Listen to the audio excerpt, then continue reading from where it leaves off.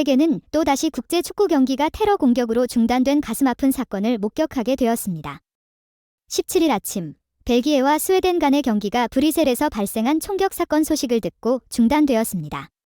벨기에와 스웨덴은 17일 오전 3시 45분 한국 시간 벨기에 브뤼셀에 위치한 스타데 루이 보두eng에서 유로 2024 예선 F조 8차전을 진행 중이었다. 하지만 전반전이 진행된 후 총격 테러가 발생했다는 소식에 경기가 취소됐다. 벨기에는 로멜로 루카쿠, 요한 바카요코, 샤를 데 케텔라에르, 야닉 카라스코, 유리 틸레망스, 오렐 망갈라, 아르투르 테아테, 얀 베트롱언, 바우트 파스, 티모시 카스타니오, 마츠 셀스가 선발로 출장했다. 이에 맞선 스웨덴은 빅토르 요케레스, 데얀 쿨루셉스키, 에밀 포르스베리, 알빈 엑달, 옌스리스 카유스테, 마티아스 스반베리, 루드비그 아우구스틴손, 필립 헬란더, 빅토르 린델로프, 리누스 월리크리스트, 로빈 올손이 선발로 나왔다.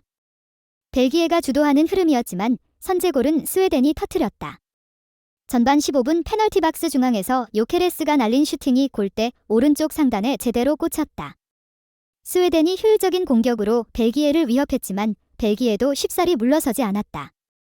최근 에즈로마에서 물 오른 경기력을 보여주고 있는 루카쿠가 등장했다. 전반 30분 망갈라가 페널티 박스에서 반칙을 당해 페널티킥이 선언됐다. 키커로 루카쿠가 나섰고 좌측 상단에 정확히 공을 집어넣었다. 팽팽했던 전반전은 1대1로 종료됐다. 하지만 그 후로 더 이상 경기는 진행되지 않았다. 경기가 열린 브뤼셀에서 총격 테러가 발생했기 때문이다.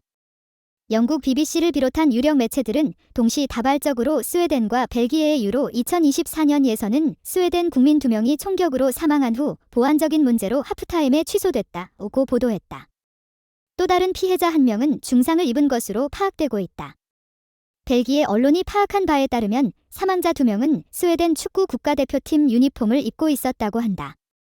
BBC는 살인사건은 경기 몇 시간 전에 도시에서 발생했다. 테러로 간주되고 있다. 경기 취소는 오후 9시 30분 결정됐다. 팬과 선수들은 안전을 위해 경기장에 머물라는 명령을 받았다. 오후 10시 45분부터 대피가 시작됐다고 보도했다. 다행히 경기장에 있는 팬들과 선수들의 안전은 잘 지켜진 것으로 알려졌다. 매체는 스웨덴 대표팀은 경찰의 호의를 받으며 공항까지 이동했고 스웨덴 팬들은 경찰과 함께 시내까지 이동했다고 설명했다. 얀네 안데르손 스웨덴 감독은 휴식을 위해 내려왔을 때 테러가 발생했다는 소식을 들었다.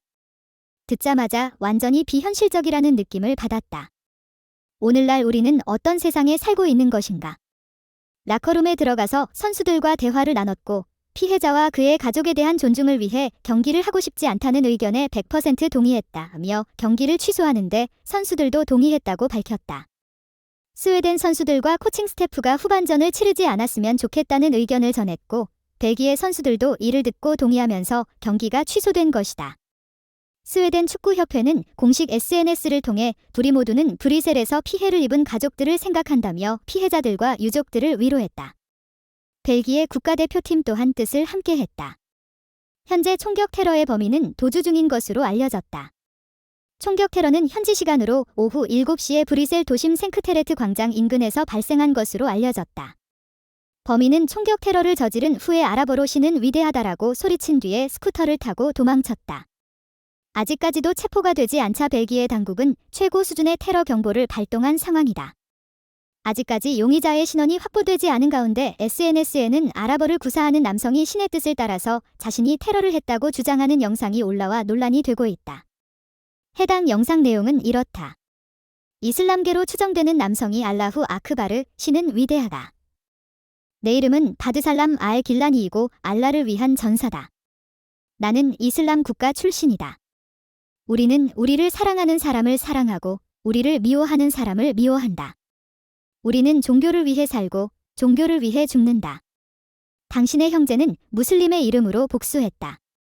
나는 지금까지 스웨덴인 3명을 죽였다 오고 말하는 게 영상에 고스란히 담겼다. 영상 속의 인물이 이번 사건의 진범인지는 아직까지 파악되지 않고 있다. 벨기에 경찰 당국은 아직까지도 범행 동기 및 용의자에 대한 정보를 명확하게 공개하지 않고 있는 것으로 알려졌다. 다만 범인이 곧바로 체포되지 않았기에 시민들에게 추가적인 테러 가능성을 경고했다.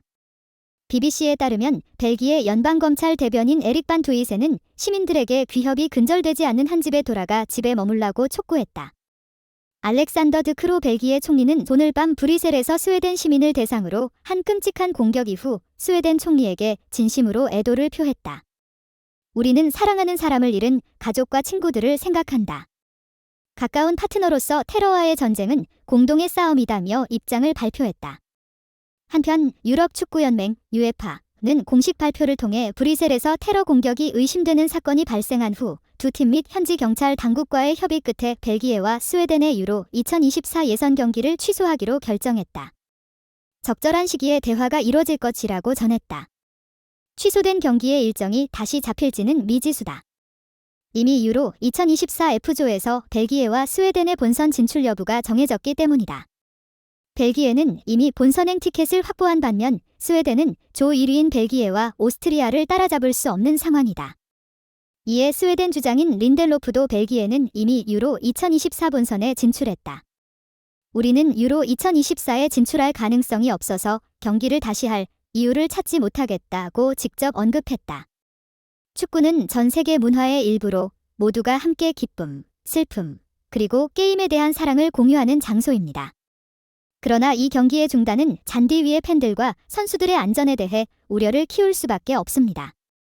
보고서에 따르면 스웨덴인 두 사람이 이 공격에서 사망했으며 일부 소식에 따르면 그들은 국가대표팀의 유니폼을 입고 있었다고 합니다.